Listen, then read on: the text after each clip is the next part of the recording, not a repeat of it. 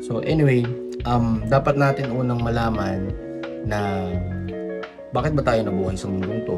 Bakit ba tayo isinilang? Ba't ba tayo nandito? At ako, naniniwala ako, matatagpuan mo ang kasagutan na yon, lalong-lalo na yung buong buhay mo, malalaman mo yan sa Panginoon.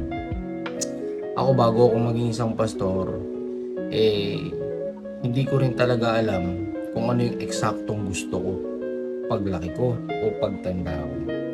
Kasi gusto ko, yun nga, maging agriculturist. Pero dumating din naman yung punto, gusto kong maging doktor, maging nurse, maging sundalo, maging teacher, at marami pang iba.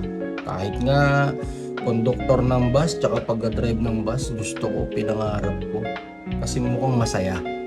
Pero ang pinakatanong doon, yung bang layunin mo ay yun ba talaga yung para sa'yo? Yan ba talaga yung binigay sa'yo ng Panginoon? Take note, kung oobserbahan mo sa generation ngayon, halos lahat ng kabataan, siguro kung sa opinion ko, 80 to 90% ng kabataan, yung mga teenager, yung mga high schoolers, sama na natin yung mga grade school students sa mga grade 4, 5, and 6, sila yung mga magagaling na sa gadgets, yung paggamit ng phone, paggamit ng laptop, ng desktop computer.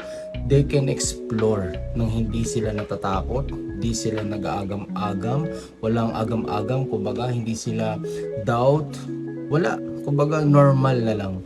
And maari na malaking bagay yung pagpayag ng mga magulang na gumamit sila ng gadgets at their early age. Kumbaga na nagagamit na nila yung mga special skills o natututunan nilang gamitin na yung gamit na yun based sa nakikita nila, na obserbahan nila at sa kanilang kakas-scroll sa phone, no?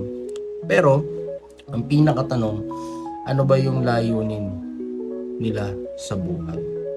Churchmate, lagi nating ipapaintindi sa bata o sa kabataan, kung gusto mong makilala ang iyong sarili, kung gusto mong malaman ang iyong purpose o layunin sa buhay hanggang sa pagtanda mo, dapat sikapin nating ipaabot at ipakilala sa kanila ang Diyos.